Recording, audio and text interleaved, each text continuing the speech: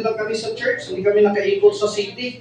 Oo. Although maaga kami galing dito dahil mayroon kami pastors meetings, doon yung venue sa simbahan nila Pastora Bridiling. So doon maaga kami nakarating doon, maaga kami umalis. So kunti lang yung tulog dahil hindi naman ako sanay matulog na maaga. So pagdating namin doon, tapos yung meeting namin pagka 1:30, pero online booking kami. 4:30 pa yung alis namin. So, doon lang kami sa church, nagkanta-kanta sa kasama yung ibang mga pastor. So, hindi kami nakapag-ikot. Pero praise God, because patuloy yung Panginoon, yung pag-iingat ng Panginoon, yung pagbigay ng strength ng Panginoon, ay aming itong nadama, no? So, ganyan din tayo sa ating buhay, no? Sana patuloy tayo mananalig sa Panginoon despite of any circumstances sa buhay natin, no? Tayo'y magpatuloy, tayo'y mananalig palagi sa ating buhay na Diyos. Amen po ba? Amen. Amen, amen. Hallelujah. So, ako po'y nagpapasalamat sa ating mga kapatiran na talagang binuhos nila yung oras nila, hindi sa anumang ministry, kundi para sa Panginoon, no? Sa yung ating OCC, nandito, mga teachers natin, mga brethren natin ay nagpatuloy na nagpagamit sa ating buhay na Diyos, no? Even sa ating porsentro na sa Kilay Church, salamat kay Brother Omar. Siya po ang ginamit ng Panginoon to deliver the Word of God. So praise God po, yun po ang gusto ng Panginoon sa bawat isa sa atin. Amen? Amen. Tayo po ay magpagamit sa Panginoon because that's one of His design sa ating buhay. No, hindi lang tayo niligtas para sa ating sarili, kundi diligtas tayo ng Panginoon with a purpose. And that purpose is to be a partner ng ating Panginoon sa kanyang mission, no? Sa kanyang mission to preach the gospel so that all people should be saved, no? Para lahat ng mga tao sa mundo ay maliligtas. Anumang rasa, anumang race ng mga tao ay gusto ng Panginoon dahil mahal ito ng Panginoon, gusto ng Panginoon na ito ay maliligtas. At again, today, welcome sa aming inaanak, Family Viva. Kasama nila si Richmond Flores, no? Welcome dito sa tahanan ng Panginoon. So, this is not be the first time of hope. We're praying na ito'y tuloy-tuloy na makasama namin kayo sa Panginoon. At si Ricky, marunong din ito sa gitara. Marunong din ito sa gitara. So, magamit ito ng Panginoon. Amen? Amen. So again, welcome sa lahat dito sa simbahan ng Panginoon in order us to praise the Lord sa ating buhay. No? Ating simbahin ng ating Panginoon sa espiritu at sa katotohanan sa oras na ito. Now, today, alas 10, 12 na, today, we go to another two-week series na ibigay sa atin ng Panginoon. So, dito po natin malalaman yung salita ng Diyos. Nung ako ay edad 18, 19, no, ito po yung mga excited moment na excited ako masyado pag ito na yung topic. Pag kayang prayer warrior na yung topic, no? Being a soldier of the Lord. So, I hope na ganun din yung ating madama sa panahon na ito, na we are excited. Ano ba talaga itong ibig sabihin ng Panginoon? To put on the full armor of God, to stand firm, no? So, ngayon po, ito po ang dadalhin sa atin ng Panginoon. Amen? Are you ready now? Amen. Amen. Hallelujah. So, dahil ready na tayo, let's all stand. Let's open our Bible in Ephesians 6 verse 10 to 13.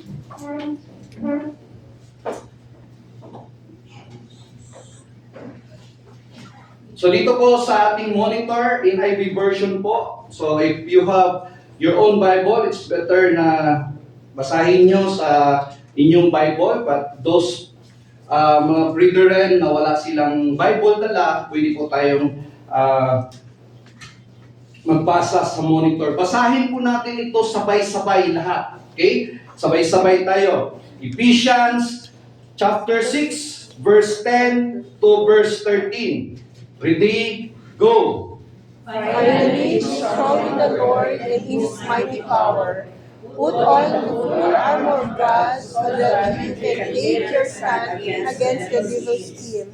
For our struggle is not against flesh and blood, but against the rulers, against the authorities, against the power of this dark world, and against the spiritual forces of evil in the heavenly realms.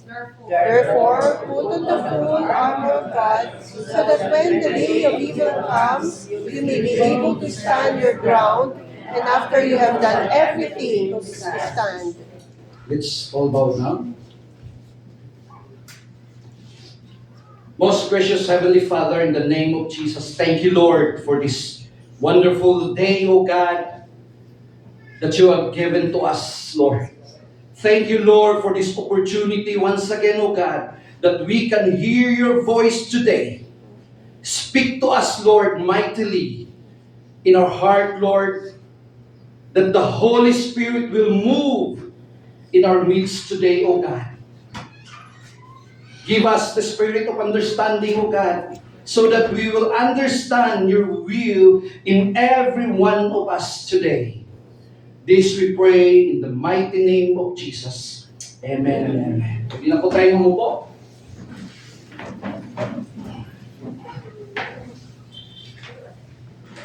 Again, tayo po ay papasok sa panibagong 2 week na series entitled, Be Strong in the Lord in His Mighty Power.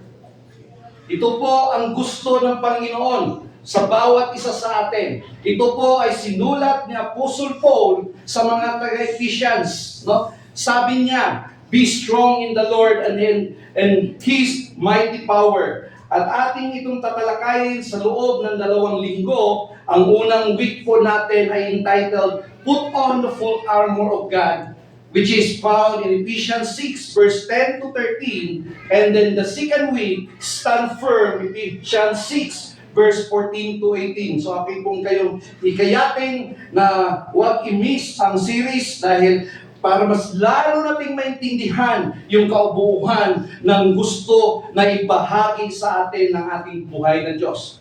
Amen? So again, as we read this passage, no? Mga kapatid, sabi po ng the Apostle Paul, no? Hindi lang tayo basta Christian. Okay? Hindi lang tayo basta Christian dahil ang Christian life is not just a playground.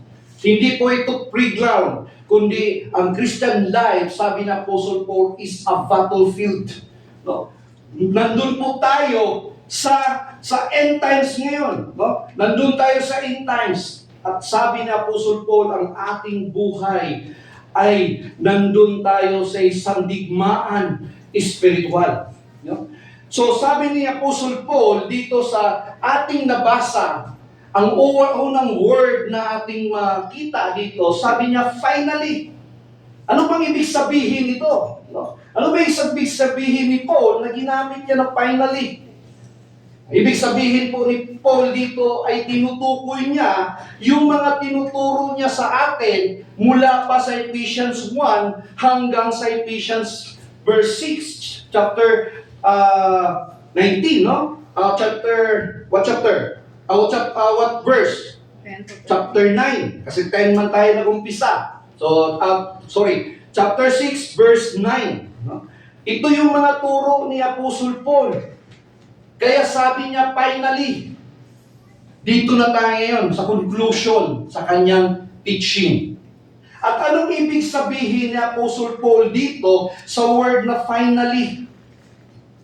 Ang ibig sabihin po ni Apostle Paul ay yung mga tinuturo niya sa chapter 1 hanggang chapter 3 na he laid down the foundation sa ating pananampalataya. Ano itong foundation sa ating mga pananampalataya na tinuro ni Apostle Paul? Ito po yung salvation. Ito po yung eternal plan sa atin, sa bawat isa sa atin. Ito po yung na the Jew and the Gentiles is being united in the name of Jesus Christ. Ito ang kanyang tinuro sa ating mga previous na mga preaching na ating natutunan, na ating napakinggan, nalaman natin na we are chosen. Amen po ba? We are chosen. We are predestined according to the plan of Him. According to the plan of God, we are predestined. Kaya nandito tayo because God predestined us to be saved, to be with Him. No? At hindi lang yan, nalalaman na natin na we are marked in Him through the seal of His Spirit. Amen? We have the Holy Spirit in us. We are saved. We are sealed. And because we are sealed, sabi ng salita ng Diyos, we are no longer foreigner or stranger. No? Napakaganda. We become a fellow citizens of God's people. Nagiging tayong citizens sa God's people. Na tayong mga Gentiles, wala tinitalo sana kasama sa covenant ng Panginoon, sa pag-ibig ng Panginoon. But through the blood of Jesus Christ, we become fellow citizens of God's people. Na supposedly ang mga Jews lang. No? At higit sa lahat, hindi lang tayo naging citizens, mas lalo pang specific, mas lalo pang pinaganda ng Panginoon yung kanyang mga salita sa atin. We become a members of His household. Mga kapatid, hindi tayo taga rito as we know. Taga saan tayo? Tagalangit. Tagalangit tayo po. No? We belong sa household ng Panginoon. Napakasarap pakinggan. At higit sa lahat, nandito tayo lahat, iba-iba yung ating mga karakter, iba-iba yung ating mga tahanan, saan man tayo sulok dito sa ating mundo, saan man tayo, taga saan man tayo, we become joined together. Join together tayo and races to become the holy temple of the Lord. Amen? Naging holy temple tayo sa Panginoon. At lahat ng ito yung tinuro ni Apostle Paul before, bago siya dumating sa verse na ito. That is why he said, finally, nung nalalaman nyo na lahat, ngayon, finally, sabi niya, be strong in the Lord and His mighty power. In chapter 4 hanggang chapter 6 hanggang verse 9 ay tinuturo sa atin ng Apostle Paul. Tinuturo niya sa Ephesians at tinuturo din niya sa atin ngayon. It is applicable to us today. Lahat ng mga practical way for being a Christian.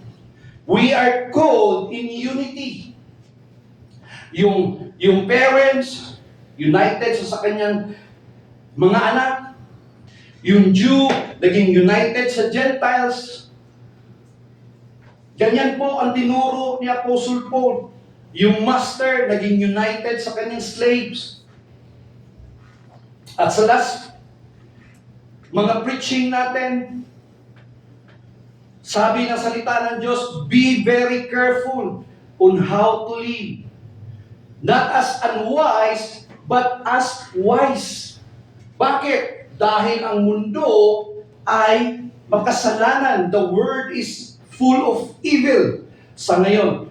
That is why He give us at sinabihan tayo that every opportunity sa ating buhay, we should live as a wise Christian. Now today, let us unpack the reality of the spiritual battle. Again, sabi niya dito, be strong in the Lord and in His mighty power. Hindi niya sinabing be strong in yourself. Hindi sinabi ni Apostle Paul sa mga taga-Ephesians, be strong in yourself. Kaya niyo yan. Hindi niya sinabi na yung strength is self-generated. Kundi sabi niya, be strong in the Lord. This means, be continually strengthened. It is not just a one-time, kundi ito po ay daily na ating gagawin sa ating buhay. Daily na dependent sa ating Panginoon. Bakit ito sinabi ni Apostle Paul? Sinabi niya ito because he also experienced this straightening. Nararasan din ito ni Apostle Paul na siya'y binigyan ng strength ng Panginoon. That is why he write this in Philippians 4:13. Anong sabi niya? Most of us memorize that verse. Sino naka-memorize sa Philippians 4:13? Yes! Sabi ni Apostle Paul, I can do all things through Him who give me strength. No, sa other translation, I can do all things through Christ that strengthened me. Amen? Ganun ba po ba ang ating experience kung panahon na mayroon tayong sabihin natin na sa human bad experiences sa ating mga buhay? We can claim that we can do all things through Him who gives me strength, which is Jesus Christ. Yun po ang nasabi din ng Apostle Paul because he experienced this strengthening galing sa Panginoon. But today, I tell you what, this mighty power na sinabi dito, His mighty power, ang Greek word po ito ay kratos, is exactly the same immeasurable power that God used to raise Jesus from the dead and set Him at the right hand in the heavenly realm. Ito din yung power na binigay o ginamit ng Panginoon kung paano niya binuhay si Jesus at dinala niya sa kanyang right hand, sa kanyang kaharian. Ito po ang sinabi niya sa Ephesians 1:19 verse 20. And His incomparable great power for us who believe. That power is the same as the mighty strength. The word Greek is kratos. He exerted when He raised Christ from the dead and seated Him at His right hand in heavenly realms. Mga kapatid, ibig sabihin, the power He is given to us right now is the same power na binigay niya o ginamit niya sa pag-raise niya kay Jesus Christ. That is why we have this power. Amen? Gustong i-share ito ni Apostle Paul sa mga tao sa taga-Ephesians para malaman nila na we have this power in us. Ito din ang gusto ni Apostle Paul sa atin ngayon. Na mayroon tayo, na alam natin na we have this power. Pero mga kapatid, sa ating pagpatuloy, okay, anong sinabi niya? Be strong in the Lord. Ano yun? Be strong in the Lord and His mighty power. Ito yung sinabi ni Apostle Paul sa atin. Be strong in the Lord and in His mighty power. So ngayon po, dahil ito sinabi ni Apostle Paul, para mapuha natin ito, para mas lalo natin itong maintindihan, sabi ni Apostle Paul, kailangan yun natin sundin yung dalawang command na susunod na mga verse. Mayroon pong dalawang command ito. That is why ang ating series is, ngayon, pag-usapan natin yung unang command, which is, put on the full armor of God. And the second command is next week, which is stand firm. Ito po ang dalawang command na binigay ni Apostle Paul so that we can be strong in the Lord and in His mighty power. Kagaya po sa mga sundalo. Okay, mayroon tayong ex-soldier dito, pero hindi na natin matawag na ex-soldier ito dahil hindi wala na sa serbisyo. Tama po ba yun? Okay. Ang mga soldier po, kung pupunta sila sa battle, okay, full gear po yan sila. Okay. Full gear, ibig sabihin, mayroong helmet, mayroong bulletproof, may bulletproof ba yan ngayon? Mga gear dito, siyempre may bala, may baril, ganun. Naka-boots, okay? Full gear. Okay? Ito po yung sinabi ni Apostle Paul. Put on the full armor of God. Suotin natin lahat ang full gear. No? Full armor. Suotin natin lahat.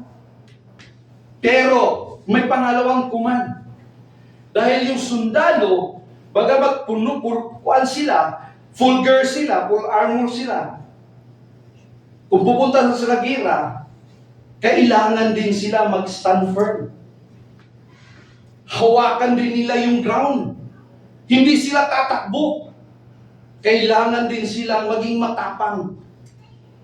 Pero na naman, may mga pupunta sa gera na naka-full armor, pero minsan, hindi nila ma-hold yung ground nila. Tatakbo din sila. Pangalawa, hindi din maganda yung soldier na hindi matapang nga, naka-hold sila sa ground nila, pero hindi naman sila nakasuot ng full armor. Maput din sila into danger ng kanilang buhay. No? Maaari din silang mamatay. Matapang nga. Pero kulang, mayroon namang weakness dahil hindi sila naka-full armor. That is why, very clear yung instruction ni Apostle Paul dito sa taga-Ephesians at ngayon sa atin that we should be put on the full armor of God. Then, in second week, stand firm. So ngayon po, yung ating pausapan, yung put armor sa Panginoon, no? The presence of God. Why? Bakit natin ito kailangan? Bakit ito sinabi ni Apostle Paul sa bawat isa ng mga believers? Dahil po, ang ating kaaway ay hindi basta-basta. Kaya in-instruct niya, take your stand against the devil's scheme. Ano ba itong scheme?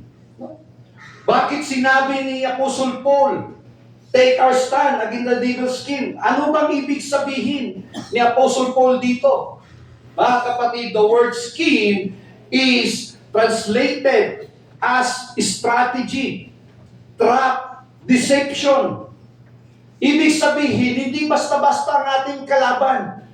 Ang ating kalaban is the devil. He is strategic. Alam niya kung paano tayo makuha, madeceive.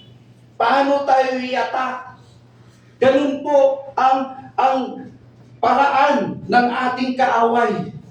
That is why, iklaro ni Apostle Paul para malaman ng bawat believers kung anong uri, anong klase, anong kagaling yung ating kalaban. At pinapatunayan ito sa Ephesians 6:11. 1 Peter 5:8. Pinapatunayan ito sa 1 Peter 5:8. Sabi dito sa verse 8, be alert and of sober mind. Your enemy, the devil, flows around like a roaring lion, looking for someone to devour. Umaaligid ang ating kalaban sa atin. Pag may makita siyang kunting weak spot sa ating buhay, aatak siya. Ganun po ang ating kalaban. That is why sinasabi ito ni Apostle Paul sa mga believers na kagaya sa atin, so that we will know at gaano ka-importante na ang mga believers are always prepared. At you know not, hindi po exempted sa Apostle Paul. Kilala natin sa Apostle Paul na o sabihin natin, mas malapit siya sa Panginoon. Matapang si Apostle Paul. Pero, na-experience din niya ito. Yung attack ni Satan sa kanya. That is why he said in 2 Corinthians 12:7, ito din yung mensahe ni Pastor Brenelin kahapon sa amin. Anong sabi niya sa 2 Corinthians 12:7? Sabi niya, Apostle Paul, I was given a thorn in my flesh, a messenger of Satan to torment me. Mga kapatid, even si Apostle Paul ay binigyan din ng thorn sa kanyang sarili. Anong ibig sabihin nito? Ang ibig sabihin ng thorn of flesh, of my flesh. Ang ibig sabihin nito is, mga kapatid, ito yung mga kasakit. Ito yung mga continuous persecution sa buhay niya. At sa atin ngayon, ito yung mga problem na parang wala ng solution. No? Pinapahirapan tayo ng ating kaaway. Mga temptation na maaaring magdulot sa paghihina ng ating pananampalataya sa Panginoon, sa ating spiritual life.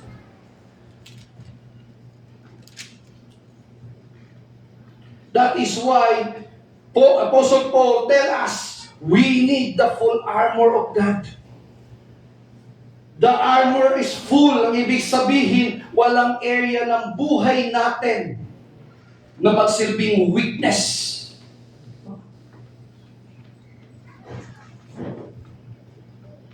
Mga kapatid, being a Christian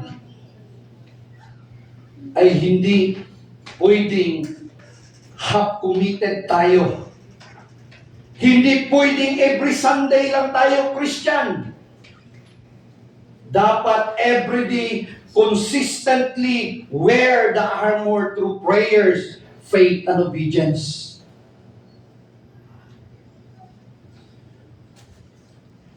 Again, bakit kailangan natin ng armor?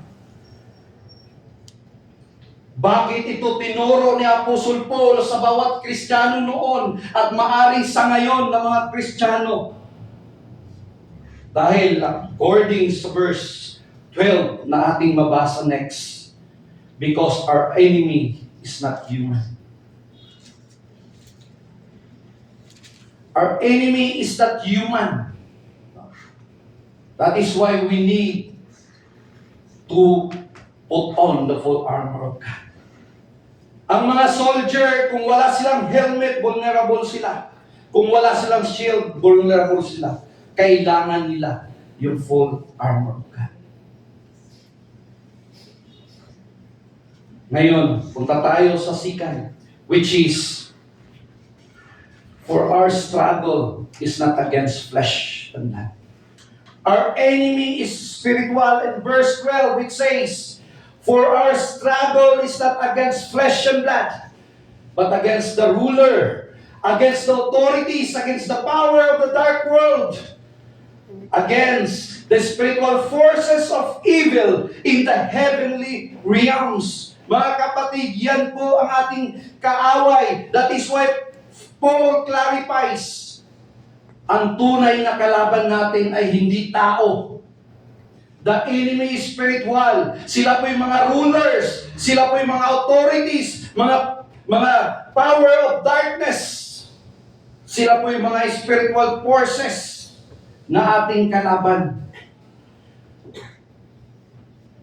Pero wag nating kalimutan, we have the power. The same power na ginamit ng Panginoon na ni-raise si Jesus Christ from the dead. In 2 Corinthians 10 verse 3 to 4, it says, for though we live in the world, we do not wage war as the world does. Sabi din sa verse 4, the weapon we fight with are not the weapon for this world. Anong weapon natin? On the contrary, they have the divine power to demolish the stronghold. That is why we are teach to say in Jesus' name, kung tayo'y takot dahil alam natin madilim yung isang lugar, hindi tayo magtabi po. We have the power. That power is within us. The Holy Spirit is with us. Kasama natin. That power is divine power to demolish stronghold. Mga kapatid, Paul emphasized this. Ang mga Kristiyano hindi matakot sa stronghold ng kalaban. Sila dapat matakot. Why? Because we are already victorious in the name of Jesus Christ in the cross. Amen? We are already victorious. Ang demonyo ang matakot sa atin. Pero minsan, dinideceive tayo ng demonyo. No? Dinideceive tayo. Akala natin siya na yung magaling. Siya na yung matapang. Dahil ito yung palaging pagdideceive niya sa atin. But if we know the truth, now we have the power, according to the Word of God na ating napakinggan, ang ating kalaban ang siyang matakot sa atin. Why? We have this divine power to demolish the stronghold. Bigyan ko kayo ng example.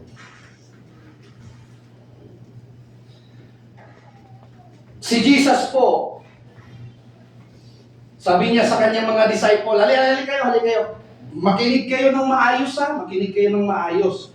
Darating po ang panahon na yung mga kalaban natin, yung mga priest, yung mga magaling sa law, magaling sa nag-aaral ng salita ng Diyos, ay kanila na po akong hulihin. At dalhin nila ako doon sa cross, patayin nila ako doon sa cross.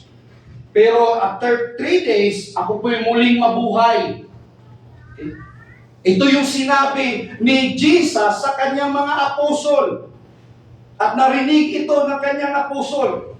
Loud and clear narinig. At especially si Peter, kinuha niya si Jesus. Halika, Jesus. Hindi ko maintindihan yung sinabi mo. Hindi ko gusto yung sinabi mo. Anong sabi mo? Mamatay ka sa cross? Hindi pwede yan. Hindi yan mangyari.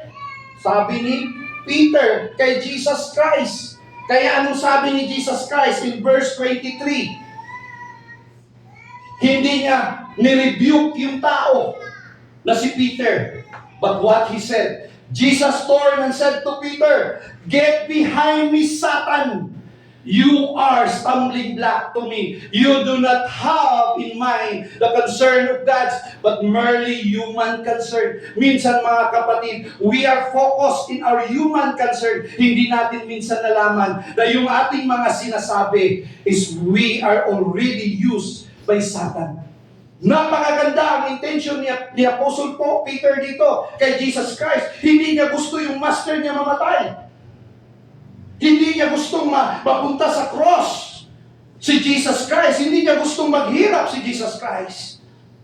But dito, ni-rebuke ni Jesus yung Satan na nandyan sa kanyang isipan. Hindi si Peter, dahil mahal niya si Peter, pero ang sinabihan niya, yung spirit na nagsasalita doon kay Peter. Ganun po. Sometimes, our action, good or bad, can either strengthen the body of Christ or, if careless, give Satan a foothold to sow division, guilt, discouragement. That is why Paul emphasized vigilance against the enemy's scheme. Part ito sa enemy scheme, part ito sa strategy ng ating kaaway.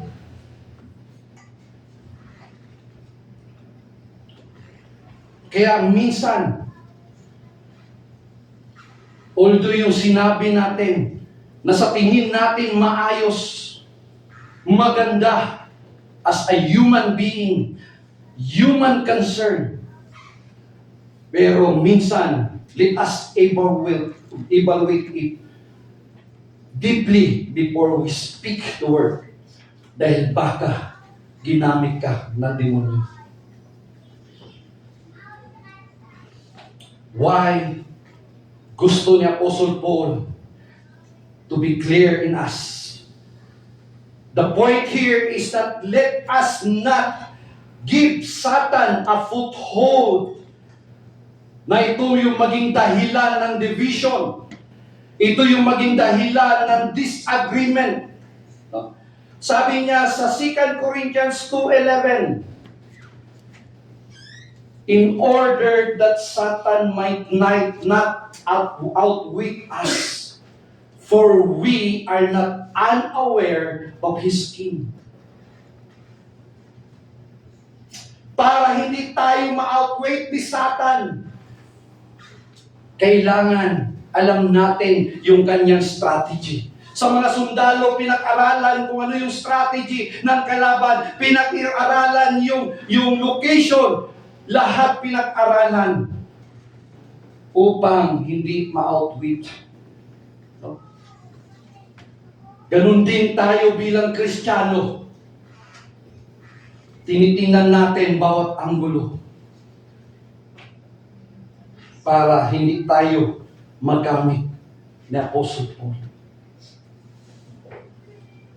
Taas pa ba yung oras ko? Pwede pa ito. In Ephesians 4:26 to 27, doon nyo na lang yung basahin sa bahay nyo. Paul told the believers, Ephesians 4 verse 26 to 27. Okay? Paul told the believers, sabi ni Apostle Paul in verse 26, in your anger, do not sin. Do not let the sun down while you are still angry, and do not give the devil a foothold. Mga kapatid, dito sa verse na ito, anger itself is not automatically sin. Na most people, pag sinabing galit, kasalanan na kagad. Anger itself is not automatically sin. Okay? Scripture recognizes that anger can be a natural human emotion.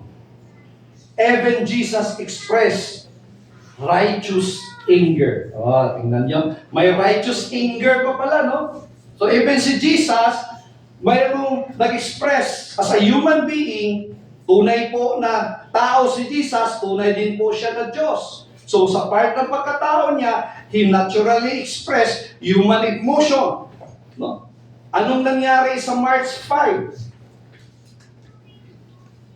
Nagalit si Jesus sa mga tao. Bakit nagalit si Jesus Christ sa mga tao? Ito yung sitwasyon na mayroong pong may sakit na tao. Hindi na makakuan yung kamay niya. Siguro sa ngayon, kagaya sa kamay ko, nagnanaw na yung kamay niya. Hindi niya may stretch. At sa panahon na yon, it's a Sabbath day. Sabbath po yun. So, ibig sabihin, sa culture nila, yung Sabbath, hindi ka pwede magtrabaho.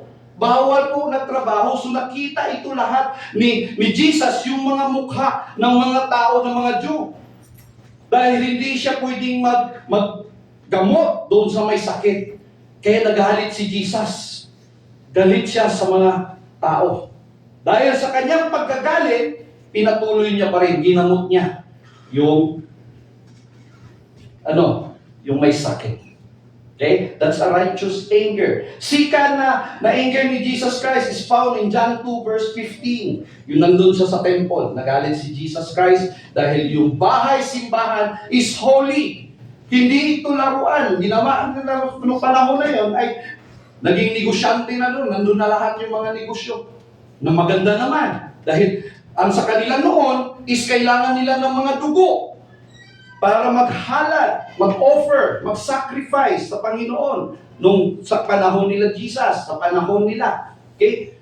So, para hindi na mahirapan yung mga tao na maghanap ng mga hayop para idalhin sa templo, nandun na yung mga hayop sa temple. So, easy na lang, bibili ka na lang doon, nagalit si Jesus Christ. That is righteous anger. Ibig sabihin, anong ibig sabihin ito? Anong ibig sabihin sa atin ngayon?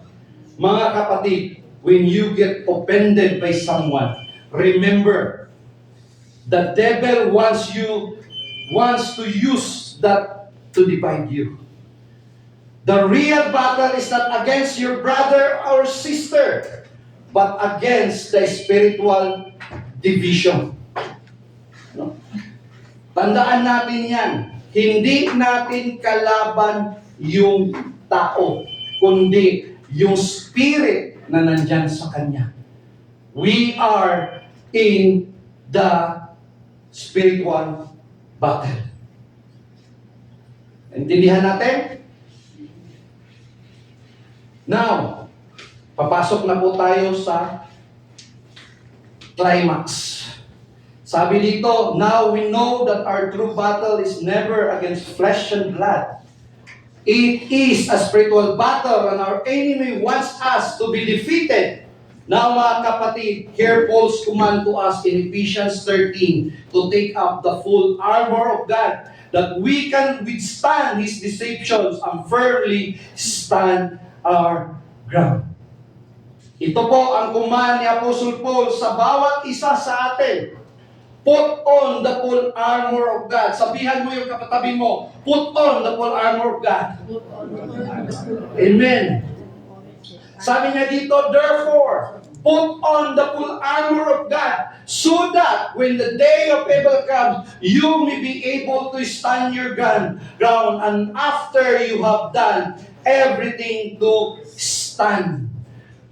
Mga kapatid, to put on the full armor of God means clothe our minds, our heart, our action daily, intentionally with the character, truth, and victory of Jesus Christ. Yan po ang gusto, ang ibig sabihin ni Apostle Paul. It means relying entirely on God's defense and offensive spiritual provision rather than our human willpower, rather than in our own strength. Kailangan natin ang strength ng Panginoon. That is why we must clothe our mind, our heart, and our action daily with the armor of God. In 2 Corinthians 10:4, binasa na natin kanina, ano yun? The weapons we fight with are not the weapon of the world. On the contrary, they have divine power to demolish stronghold. So if we put on the full armor of God, when the days of evils come, we may be able to stand our ground. So kung darating yung panahon na ay attack tayo ng demonyo, we can stand our ground. Mga kapatid, we can stand our ground.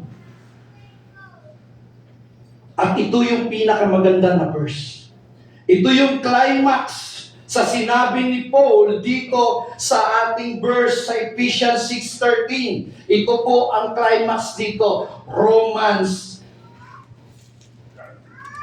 13 verse 12. The night is nearly over. The day is almost here. So let us put inside the deeds of the darkness and Let us put aside the deeds of darkness and put on the armor of God. Put on the armor of God. And who is this? Armor of light. And who is this armor of light? In verse 14, it says, rather, clothe yourselves with Lord Jesus Christ. Amen? Amen. Clothe yourselves with Lord Jesus Christ. Ito po ang ibig sabihin ni Apostle Paul doon sa Ephesians 6 verse 13. Put on the full armor of God. Put on the full armor of light, which is the Lord Jesus Christ. Mga kapatid, dito sa verse na ito, mayroon po itong tatlong clarifying distinct concept na ating matutunan. Number 1, sabi dito, so let us put aside and put on the armor of God. Ibig sabihin, it requires a subtraction before an addition. Kailangan muna nating tanggalin lahat ng mga deeds of darkness sa ating buhay bago nating masuot ang ating the armor of God. Sometimes we have this intentional mga kasalanan natin, mga sinful habit natin. Ang ibig sabihin, kailangan natin itong intentionally i-set aside, put aside. Tanggalin natin itong mga simple habit natin. Mga worldly mindset natin, tanggalin natin ito. Mga secret compromises natin sa ating mga buhay na ikaw lang at ang Panginoon ang nakakaalam. Ang sabi ng salita ng Diyos, kailangan natin ito i-put aside bago natin masuot yung armor of light. Amen?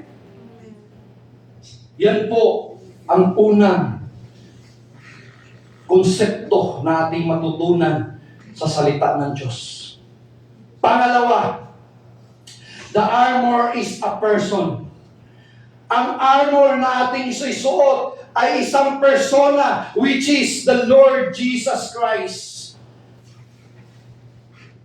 Romans 13 verse 14a reveal the mystery of Ephesians 6:11. The armor of God is not a set of abstract virtues. The armor is Jesus Himself. Amen? Si Jesus yung armor natin. To put on the armor means to abide deeply in Christ Jesus, adopting His righteousness, His truth, and His peace as your own. Yan po ang pangalawang concept na ating matutunan dito. At ang pangalawa, at ang pangatlo, mga kapatid, sabi ng salita ng Diyos, the day is almost here. It is an urgent daily choice, mga kapatid. The phrase put on is put a passage implies a deliberately daily action. Kailangan natin ito araw-araw. Ang soldier po, hindi ibig sabihin porque soldier niya, pagising niya sa umaga, suot niya na yung gear. Kailangan niya yung isuot araw-araw bago siya lalabas sa kanyang bahay. That is intentional. Bago tayo lalabas sa ating mga tahanan, dapat suot natin yung gear para hindi tayo vulnerable sa ating mga kalaban. Kaya sabi ng salita ng Diyos, the day is almost here. It replied kuan sa atin. Nagbigay sa atin na it is a daily choice. It is an urgent, mga kapatid, dahil the day ay malapit nang babalik ang ating Panginoong Hesus. Ibig sabihin, Christian must consciously choose every morning to surrender to Christ and walk in His light. Amen? Yan po ang gusto ng Panginoon sa bawat isa sa atin. That's the emphasis of Apostle Paul in his teaching to the Ephesians, na araw-araw we should surrender ourselves to the Lord. Araw-araw tayo mag-walk sa ating Panginoon. Kasama natin yung Panginoon. Why? All of this we need to do so that you can take stand against the devil's scheme. Gagawin natin ito araw-araw para makayanan natin na tatayo sa anumang scheme ng ating kalaban, sa anumang mga deception, sa anumang mga problema sa ating buhay, sa anumang mga temptation na darating sa ating buhay. We can still stand because the Lord Jesus Christ is our armor. Amen? Amen. Mga kapatid, kung titingnan natin ang verse, notice the verse. Sabi, you may be able to stand your ground. Hindi sinabi ni Apostle Paul na pag may kalaban, tumakbo kayo. Hindi yan ang sinabi ni Apostle Paul. Sinabi niya, pag may kalaban, stand your ground. Makaya nyo yan. Why? Because the power is in you. We have the mighty power coming from the Lord Jesus Christ, na siya yung armor natin. We can stand. Ibig sabihin, standing means perseverance. We can endure because si Jesus ay kasama natin. We have the stability of our faith. Hindi tayo madaling matina if we are rooted, if we are in a daily surrender with Christ. Ating isipin ang isang puno Kung mababaw ang kanyang mga ugat, madali siya, kung may bagyo, madali siyang matumba. Pero kung malalim ang kanyang ugat, anumang bagyo sa buhay natin, anumang pagsubok na darating sa buhay natin, hindi tayo madaling matinag. Why? Because Jesus give us the endurance. Give us the stability sa ating mga buhay. Kaya sinabi niya, standing ground in your faith. Kahit may trials.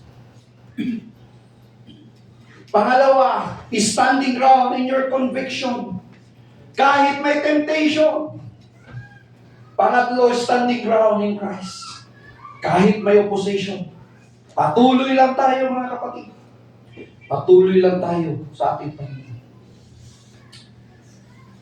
Sana sa araw na ito, ating makuha yung tinuturo ni Apostle Paul sa mga taga-Ephesians na kung saan also applicable to us today. Mga kapatid, Paul said, the battle is real, but so is God's power. Amen? But so is God's power. Therefore, put on the full armor of God. Isuot natin ang kasuotan ni Kristo. Mga kapatid, we are not called to fight in our own strength. Yan po ang ini-emphasize ni Apostle Paul sa atin. Hindi tayo tinawag para lang sa ating sariling kakayahan dahil never natin kaya. Hindi natin kaya. But with God's strength na nandyan sa atin, the Holy Spirit is living in us, kaya natin. Amen po ba? Amen. Amen. That is why, sabi dito, we are not called to fight in our own strength, but to stand our ground in the Lord. Amen? Palakpakan po natin ang Panginoon. I hope na mayroon tayong nakuha sa araw na ito. Dito stand.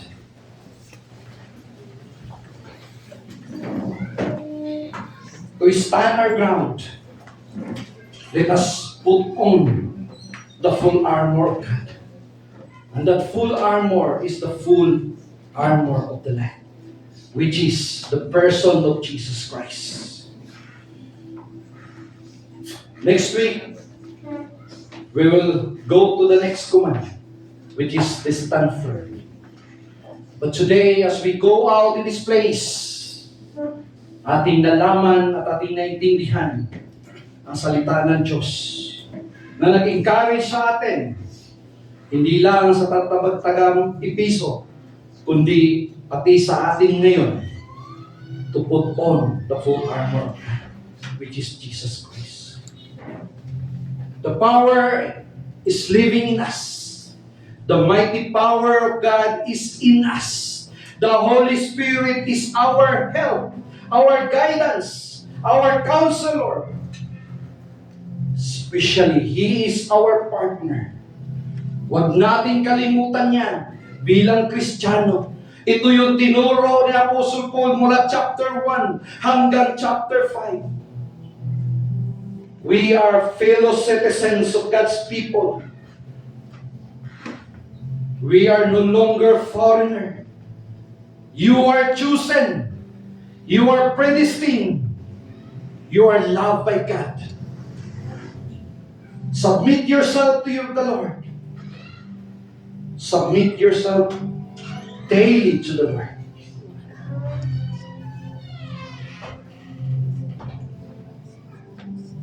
Lord, salamat sa iyong mga banal na salita na aming napakinggan ngayon. Dakila, Panginoon, ang iyong pag-ibig sa bawat isa sa amin. Wala kang katulad, Panginoon. Kaya sa oras na ito, Panginoon, patuloy naming binababa ang aming mga sarili upang ikaw maghari, Panginoon. Ikaw ang aming itinataas, Panginoon, sa aming buhay. Sa bawat sitwasyon we are in our life, O Lord Jesus, we know that when we put on the full armor of God,